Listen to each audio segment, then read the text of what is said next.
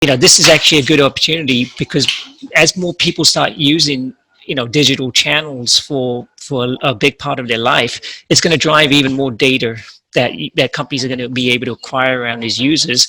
And the biggest superpower for any company, I feel, for growth is going to become their data and how they use that data. And the best way to do that is to really start thinking about championing AI now into your company. Hello and welcome to a whole new episode of Engati CX.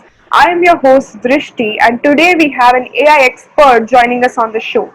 But before I introduce you to our guest, allow me to introduce you to Engati. Engati is the world's leading multilingual no-code chatbot platform, available across 14 channels with 35,000 bots created across 186 countries in every domain and use case. Engati has also been recognized as a top platform by INC.com, TechWorld, CIO, and many others. We run the Engati blog, video channel, and the Engati CX podcast, receiving upwards of 400,000 visitors annually. And now for our guest, Lomit Patel is the Vice President of Growth at IMVU. His responsibilities include managing user acquisition, retention, and monetization. Before IMVU, Lomit managed the growth of early stage startups such as IPO, Trusted IT, Texture, and Earthlink. Lomit is a public speaker, author, advisor, and recognized as a mobile hero by Liftoff.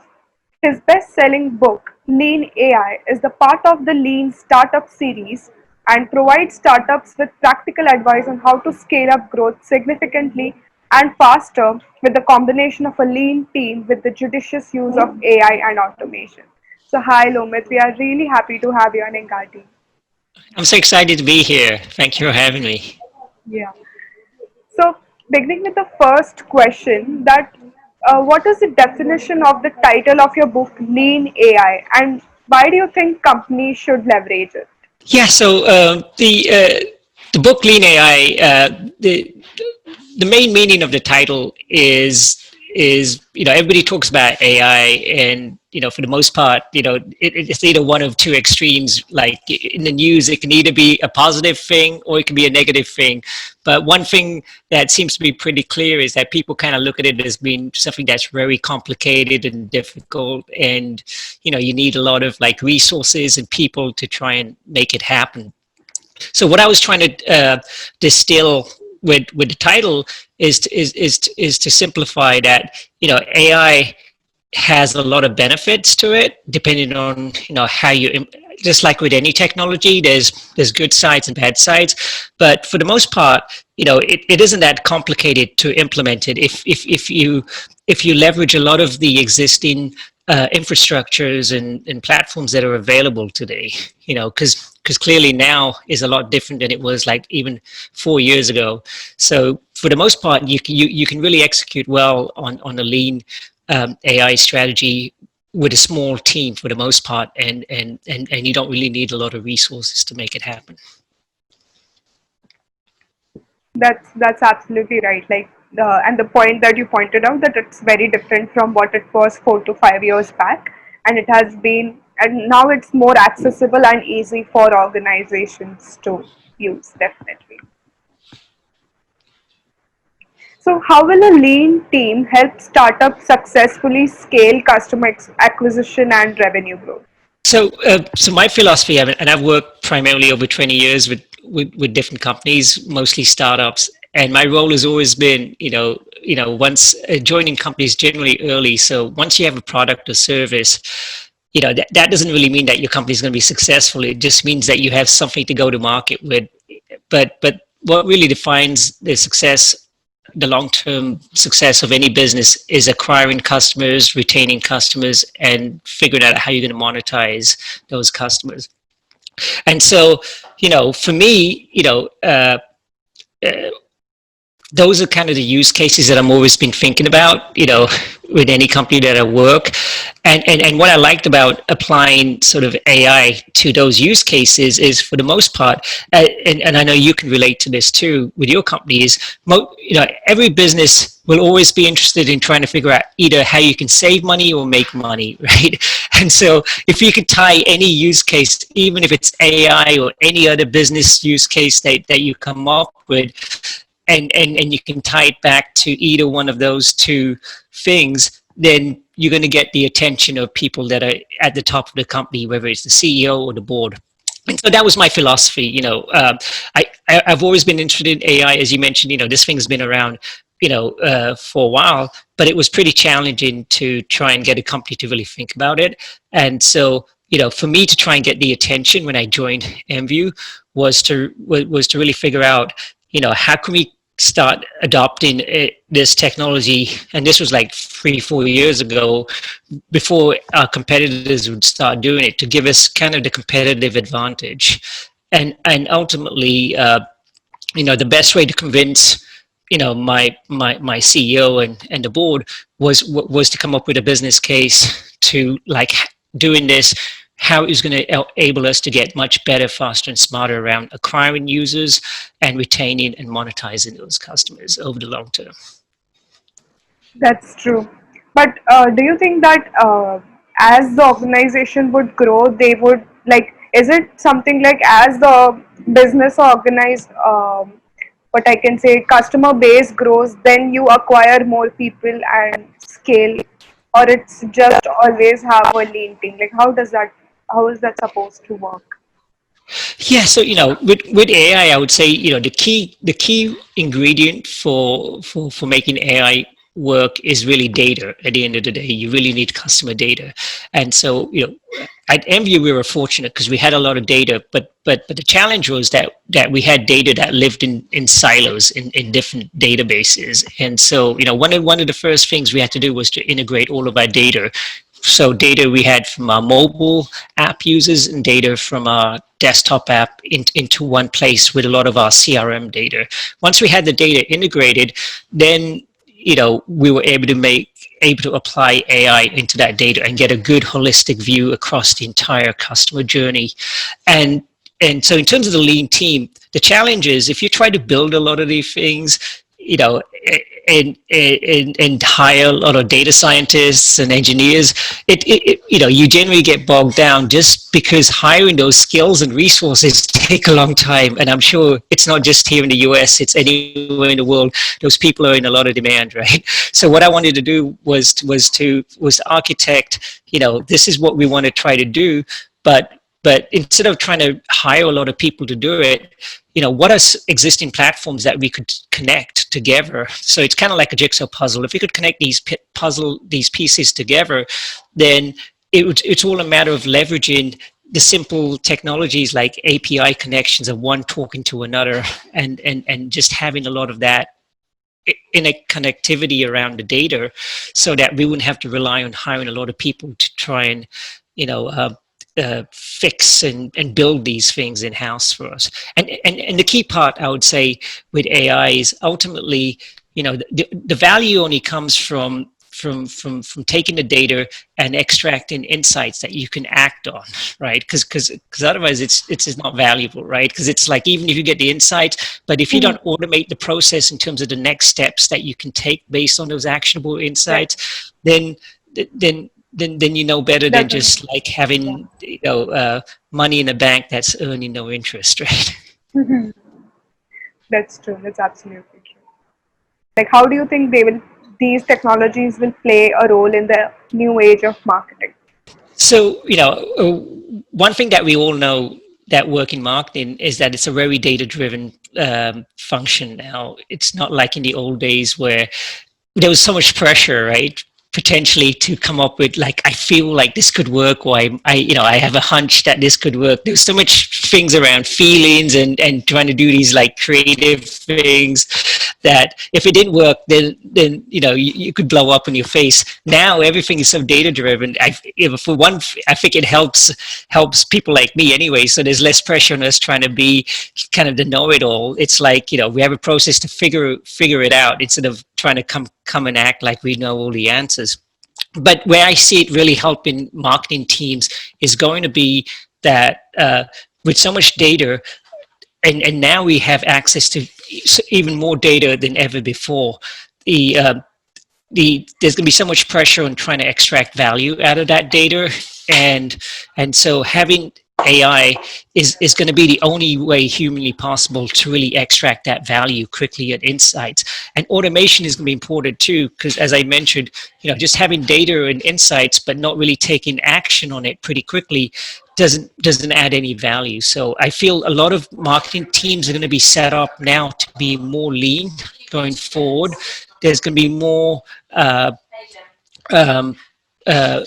emphasis put on AI doing a lot of the manual work around processing data and doing a lot of the work around extracting insights, and the automation is going to do a lot of the work around the execution piece of that.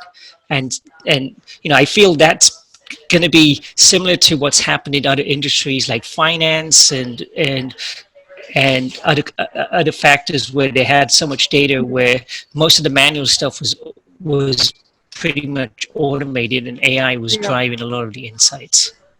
That's true. That's really true. Like the combination of both, AI will help with the insights, and from that insights, developing an automation process. That would be the most practical approach to go ahead with the new age of marketing, definitely. So, how do you think companies can leverage AI currently to succeed in this ongoing pandemic? So I would say, um, one thing about being in a pandemic is that companies are being even more scrutinized around how are you spending your money, and how can you potentially cut costs to save money. So I feel where AI is going to be applied is really going to it's really going to force companies that were probably thinking about this, maybe doing this in like 3 to 5 years, have to really push that forward and try to get this done like pretty much like within a year or two. But where it's going to help is it's going to force companies to really sort of take a step back and start thinking about digital transformation and accelerating that into their businesses. And so where AI is going to come in, and what companies need to think about with AI is all of this data that they have. First of all, they need to integrate it into one place, right? So they have one place where all of the data is going to sit, and once they have it in one place, I would say for the most part, it's not about building all of this AI intelligence. There's a lot of AI that's built into different SaaS platforms that are out there that companies need to figure out, what's going to work for them. And that would be the next sort of step to take, is once you have data in one place, leverage some of the third-party platforms that are out there. And I would say for marketing, for most use cases in marketing, that would probably solve like 90 to 95% of the use cases that they're trying to solve. And then any edge use cases that are probably in there, once you've built trust and demonstrated value, then it makes sense to maybe try to figure out, do you want to build something custom for the small edge cases for your specific businesses? That's true. And also, at least they can start leveraging AI in small processes, like very basic applications, and then they can scale up bigger. Like with the ongoing pandemic, if they think that they do not want to extend or something, then they can start with a smaller application and then go ahead. Even that would be a good approach to go. Yeah, I feel the key thing is to have a plan in place that you want to apply AI, and to what you're saying, identify some use cases that can get you some good early wins in the process, so you can build some credibility where you can start demonstrating that if we do this, will be able to save us either this much money or will be able to potentially help us get more efficient in making this much more incremental revenue. And try to identify use cases that you can quickly put into place so that you can show that value quickly, because once you start showing some value, then you can always go and get more complicated and try to tackle bigger challenges. But I would say what I found from talking to a lot of people that try to do this, they try to tackle some of the really complicated use cases first, and that's where things got bogged down, and then they lost a lot of credibility and weren't really able to implement a full AI strategy into their business. So always start small, and then build from there. That's my recommendation. That actually makes sense. Like, that might be the reason that people fear digital transformation, because the first path that they start with might have been wrong, or the analysis might have been wrong, and then it might have come as a loss, and it's like people are just disagreeing that okay, this technology cannot be for us. Yeah.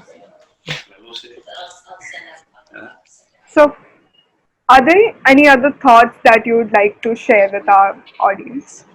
So, yeah, what I would say is, obviously, this is an unfortunate pandemic that's impacting everyone in so many different ways, right? But what I would say is it's also an opportunity too in a lot of businesses, where potentially, what we do know is that it's going to change a lot of user habits, right? And no matter how much people were leveraging digital and online before, that's just going to get even more rapid now. So there's going to be more user cases and around e-commerce, content, and everything else. And so, this is actually a good opportunity, because as more people start using, digital channels for a big part of their life, it's going to drive even more data that companies are going to be able to acquire around these users. And the biggest superpower for any company, I feel, for growth is going to become their data and how they use that data. And the best way to do that is to really start thinking about, championing AI now into your company. Because if you champion this now, it will be able to really help you, set you up not only to survive the pandemic right now, but also to set you up for success for the long term in the next 3 to 5 years as well. That's true. That's absolutely true. Because AI is here to stay, and there will be new technologies coming in, and that would be on top of this. So at least people should get started with this. That's true for sure. Yeah. Thank you so much, Lomet, for giving us your time. The insights that you have shared are valuable, and I think the audience will enjoy this interview that you have given. Thanks for having me.